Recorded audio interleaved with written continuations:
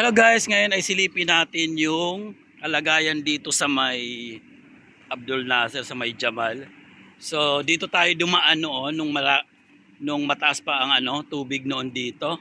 So ngayon pasyalan natin.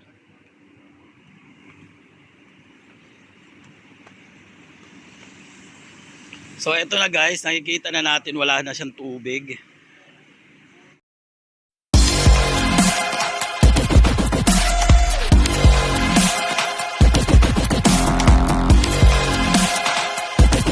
So, andito na ako. Talagang nakikita na natin dito na wala ng tubig siya. Yan. Di ba itong sasakyan na to, lumulutang to. Yan, puro tubig yan dyan. So, ngayon wala ka nang makitang baha na malalim. Wala na yung malalim na baha, yung maraming tubig. Wala na yung maraming tubig. So last vlog ko rin makikita nyo, may kaibigan ako dyan na Indiano, yung sa bahay nakatira, yung tenant namin. So dyan siya lumusong. So ngayon wala na rin tubig. Wala nang ganun kataas na tubig. May tubig konti. Bukas wala na yan, dry na yan dahil tag-init na rin. So nag-start na rin ng summer dito. Wala na yan. So ngayon konti na lang yung tubig. Hindi na ako tumawid dyan mamaya, may konting basa lang, pero okay na yan, punta ako ng Kasba ulit at mamasyal ako doon pa rin ako magtatambay mamaya. So ayan, ganyan ang sitwasyon dito sa may Abdul Nasser, sa may Jamal. Wala na. So okay na. So ayun guys, pwede naman akong tumawid dito pero mababasa nga lang yung paa ko. At marami rin ang sasakyan. Siguro punta na lang ako dun sa may stoplight. Dahil doon kagabi ako dumaan at wala nang tubig. Diba? Mas safe ako doon. At saka hindi na ako rito tatawid sa tubig. Kasi may kunting pa rin eh. May kunting tubig pa rin dito. Yung kunting baha. Hop. Kasabay pa sa akin kung saan naman ako bababa. Saka naman hintikan pa sa sasakyan na to. So ayun ang gagawin ko. Maglalakad na lang ako dito. Punta ako punta ako dun sa may stoplight para doon na lang ako tumawid at walang tubig doon. Kahapon nung naglalakad ako walang kabasa-basa eh. So talagang binaybay ko lahat ng daanan na walang tubig. Ito pala yung Larin switch. Apektado rin pala sila ngayon, inaayos yung mga glass. So bali siguro bumagsak din yung glass nila. So ayan, so daan ako rito.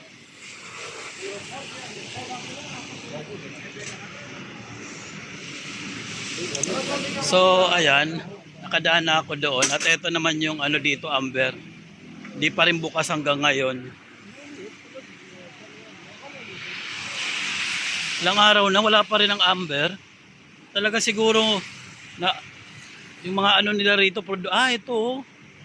Ayan wasak So hindi lang to na ng mga ng mga hollow blocks tumba. Grabe. So isa ito sa supermarket dito na lagi namin binibilhan. Amber kasi itong pinakamalapit sa amin na supermarket. So ngayon sarado pa rin sila hanggang ngayon. Kailan kaya magbubukas to? So tanong natin kung kailan mag-open tong Amber na to. Para malapan natin. Ayo.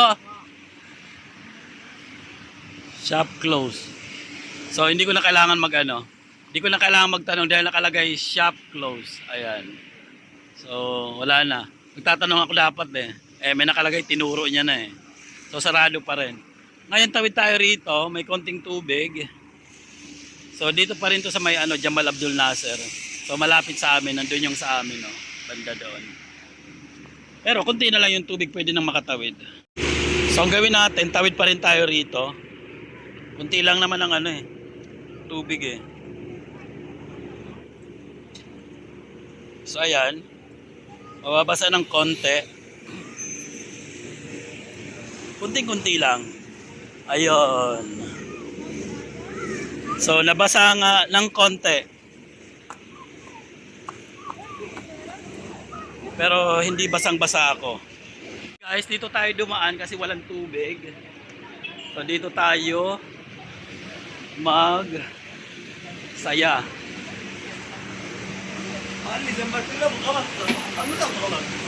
Dito tayo magsaya at hindi basa ang ating paa.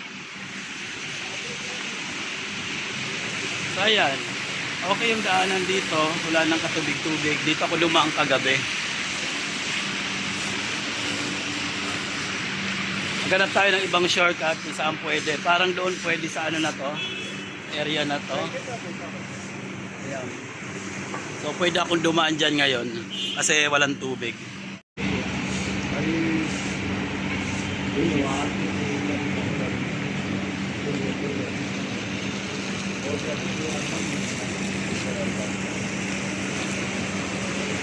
Lakad tayo rito sa may ano, likod nung Abdul Nasser.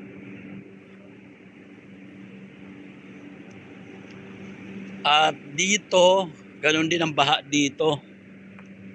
Dati. So ngayon, ito nang makikita natin. So yung mga motor, yung mga bike, ayan, scooter. So ayan, mga naka-standby na at maayos ang kondisyon nila. Pero yung side na yan, no, may tubig, mayroon pa rin baha, konti na lang. So kahit naman dyan may tubig, dito lang tayo dadaan.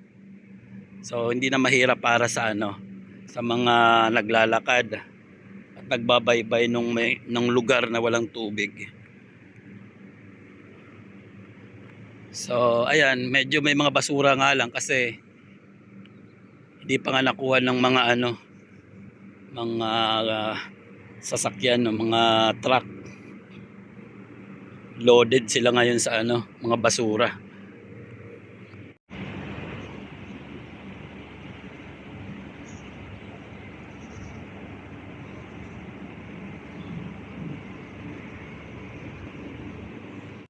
So eto guys, naglalakad na rin ako papunta rito sa may ano, mosque. Yung mosque walang ilaw. So walang kuryente yung mosque. Ayan, so halata talaga na bumaha dito kasi tingnan nyo.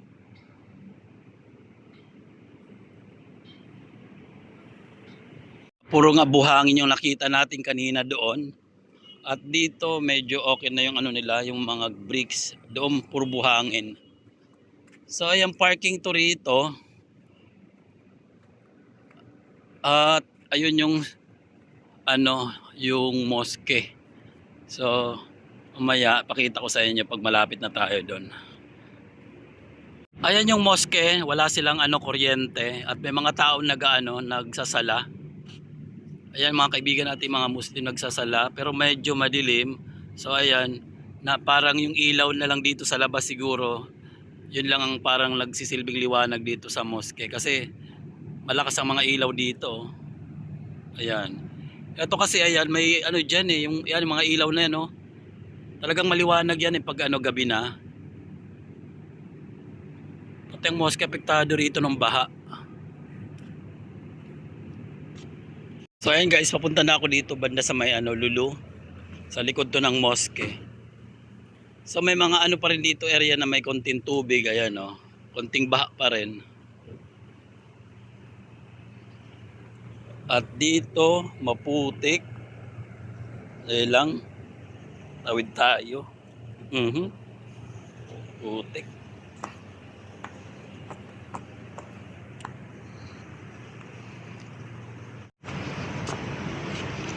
So ayan, sa service road may tubig pa rin siya.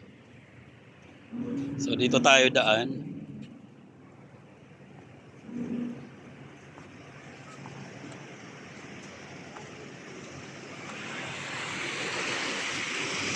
So ayun na yung Lulu, nandito ako sa area na to. Hindi ko lang alam kung anong pangalan ng street na to rito. Ayan, babaybayin rin natin yan papunta doon para tayo makapunta sa kasbah. Dito wala nang tubig. Wala nang baha. Ayan. Malinis na ang highway. So marami na rin mga sasakyan na mga dumadaan.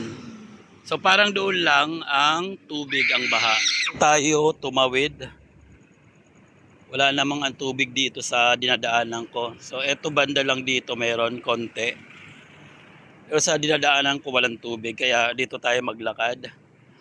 So yung lulo na sinasabi ko, diyan yan sa may Buhera. Buhera Lulu Supermarket. Katabi lang ng Buhera Police Station. So tawid muna tayo. Dito na ako nakatawid sa may sa may parking. So dito walang tubig. Kagabi may tubig to rito kaya hindi ako rito dumaan. So lumipat pa ako doon banda. So ang ginawa ko kahapon, binaybay ko yung mga walang tubig. So dito kahapon meron pa to. Nakita ko kaya ngayon dito na tayo dumaan kasi nga yung tubig pili na lang yung lugar tulad niyan, no. Likalat na lang yung tubig. Bukas nito wala na to dahil nga mainit naman. So para siyang inulan lang. Inulan lang ng konting ambon.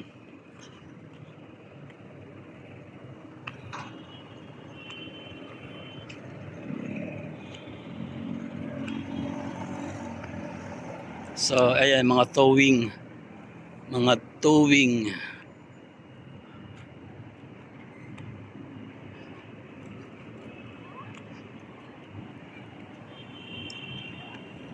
Lapit na ako guys, nandito na ako sa may harapan niya. So, konting tumbling na lang sa lulo, nandiyan na ako. Mayroon na naman towing.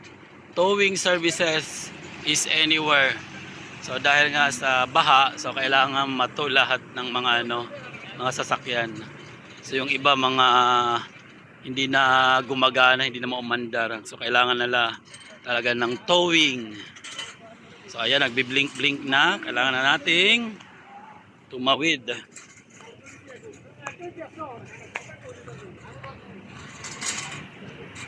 Finally guys, nandito na ako sa likod ng Lulu Supermarket. So hindi muna ako pumunta sa may sa loob at mag-grocery dahil may oras pa naman ako. Mamaya papasok ako diyan para bumili ng mga gulay kasi wala na akong gulay. Wala na rin akong isda. Naku po, ang hirap mangharap ng gulay. Pumunta na ako kanina ng Viva, wala talaga silang gulay. Kung may gulay man, wala siya sa sa aking lista. So yung nandoon, parang carrots lang at saka may kunting parang celery. Ano yun? Mag-ano ako, magpapansit ako. Charot. O pwede naman yung yung carrots, kaya lang kailangan may may kahit cabbage na lang. Kaya wala akong nakita doon kanina. Para sana gulayin ko lang kasi may mamoy naman ako doon. Ito na pala tayo sa may parking ulit ng nung Kasba. So nandito na tayo banda sa may Kasba. At eto na naman, may nakita na naman tayong towing services. Yung ating mga sasakyan. Ayan. So may kukunin na naman sila. For sure tumirik na naman. So, mabenta ngayon ang mga towing services. Yan, Almasar Cars Towing. Jiva. So, bonggang-bongga talaga ngayon ang mga towing. At eto naman, anong nangyari sa iyo? So, tumumba siya. So, ayan, yung bricks, puro lupa. Ayan. So ibig sabihin talagang ang baha is nandito rin. So ngayon wala na tayong nakikitang baha at wala nang katubig-tubig dito sa bandang Kasba. Sa Madjas, anong Madjas to? Madjas 1. So ayun, maya-maya punta tayo dun sa dun sa may Karak para tayo, makapag-karakti. So ngayon nandito pala ako sa may Madjas 3. Ito banda sa may Kasba. Ayun yung mosque na malaki na yon. Doon sa loob na nandoon yung Al-Kasba. Ngayon dito naman ito yung pinaka-highway rito nila. Wala talagang tubig ako na nakita. So kahapon galing din ako rito, wala na rin tubig. So ilang days na sila ring walang tubig dito, walang baha. Yun lang may konti doon, may napansin ako. Konti lang naman. Konting-kunti lang kaya masaya na talaga. Back to normal. Back to reality. So tara. Tayo'y tumawid at wala pang sasakyan. Nako. So ayun guys, malapit na ako dito sa bilihan ng tsaa. So lagi lang naman tsaa, karak. Hello, bye. Give me one chai. This is my video, my YouTube channel, my vlog, yeah. Hi. My best friend, the other one. He is my best friend. My best friend. Now you're okay, huh? Now you're okay. Kisa hai? Kya rahe? ठीक है? So ayan, eto nakabili na ako ng aking chai, my favorite chai store. So eto na, this is it. Oh, sige na. At nang mainom na ito. So ayan guys, nandito na ako sa may sa may kasba, sa may dito sa may Trimmers. At eto, nakita natin yung mga madlang people. Mga madlang people na gumagawa ng mga bricks. So ayan. So nire-repair na nila yung mga bricks. Ayan. Sila my friend, inaayos na yung mga bricks. So ito may mga konting problema sa bricks. Ngayon inaayos na sila. May mga bilog na bricks, may mga parihaba. So ayan. So eto, hanggang doon sa may dulo, 'di ba kahapon pinakita ko rin 'to yung banda sa may tulay. So ayan. Inaayos na din nila yung mga nasirang bricks. So eto, ang dami nila oh. Bilis lang 'yan kasi ang dami nila. Matatapos kaagad nila 'yan. So ayan.